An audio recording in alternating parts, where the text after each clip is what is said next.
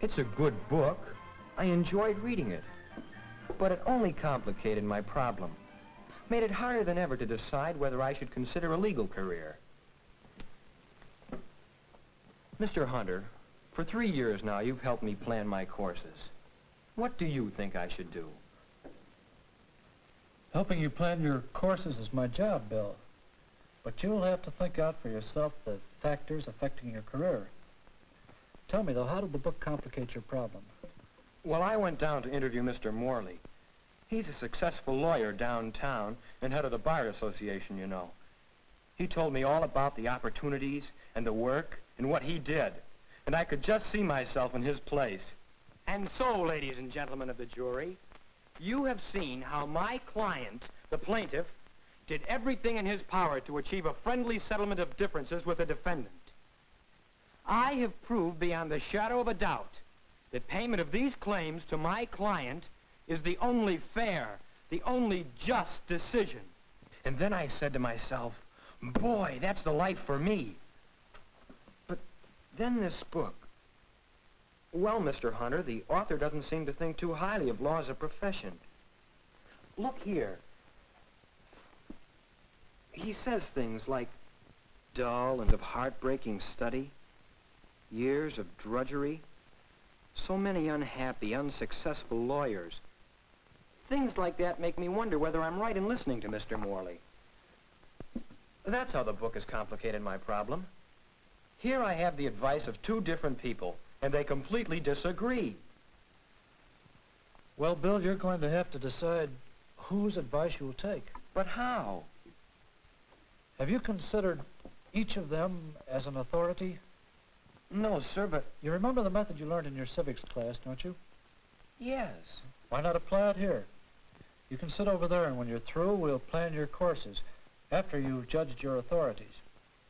Yes, by judging his authorities, Bill can decide which one to follow.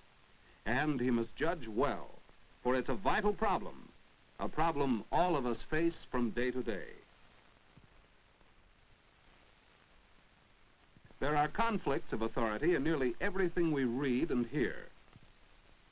In casual conversation, on the radio, at lectures and speeches, in library books, newspapers, magazines. For instance, read this.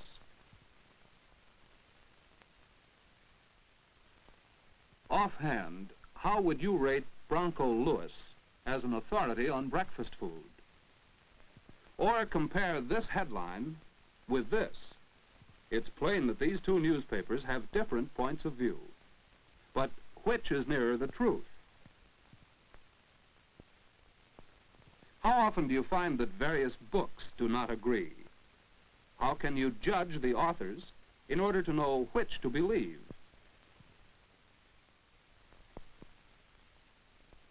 There is a method that will help us whenever we come up against a conflict of authorities. And we can learn about it by watching how Bill judges his authorities. Mr. Penner, author of The Professional Careers, and Mr. Morley, prominent lawyer. He will judge them on 3 counts: the internal evidence, the author's experience, and Bill's own experience. First, internal evidence. That is, whatever clues to authority can be found in the speech, magazine article, or book itself. One question is most important. Does the author present his case clearly and convincingly, recognizing facts and interpreting them soundly? Based on his study of the book, Bill decides that Mr. Penner does score on this point. Checking the book closely, Bill finds that the publisher is reputable and the copyright date is recent.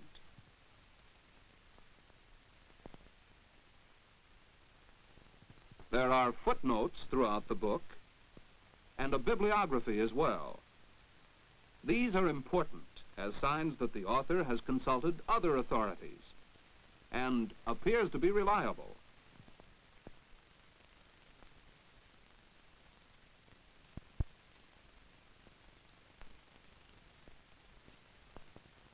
So there is the internal evidence of Mr. Penner's authority. Now, what of Mr. Morley? What did he have to say? Why, Bill, there's nothing as satisfying as this kind of work. I have so many opportunities to work for justice and equality.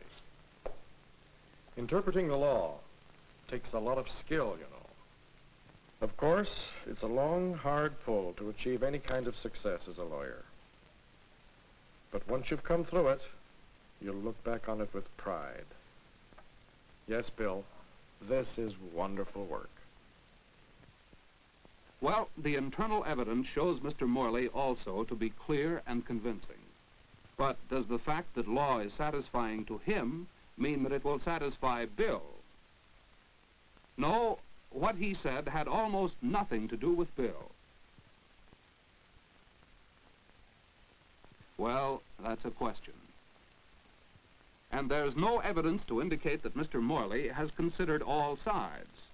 He was asked a question, and he gave an answer. On the basis of internal evidence, which authority would you choose to follow? Bill chalks one up for Mr. Penner. Now to examine the author's experience. What is there in the author's background that qualifies him to speak on the topic? Bill doesn't really know anything about Mr. Penner. Here, perhaps Who's Who will help. Of course, there might be more information in the library, but here in Who's Who is some interesting material.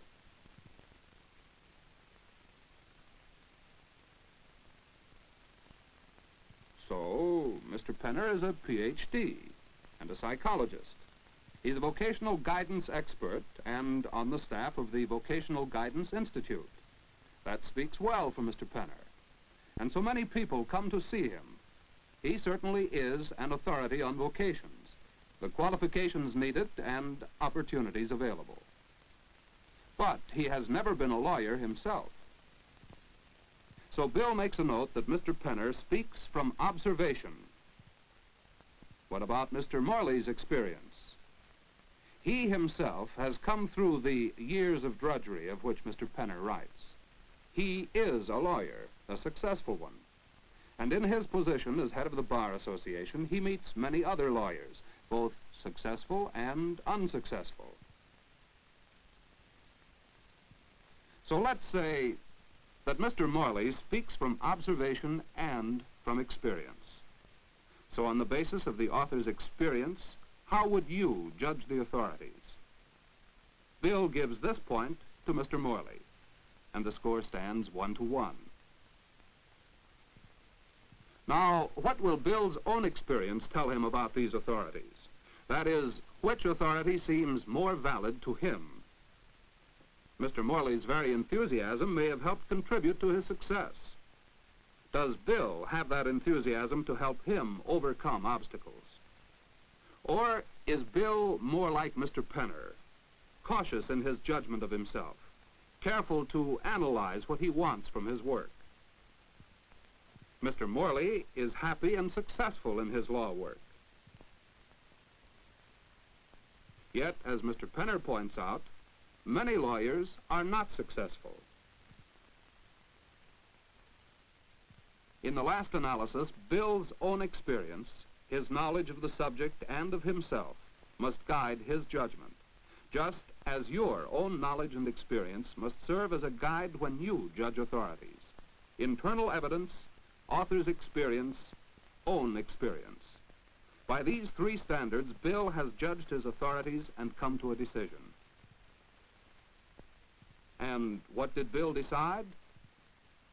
Well, what do you think? What would you decide in judging these authorities?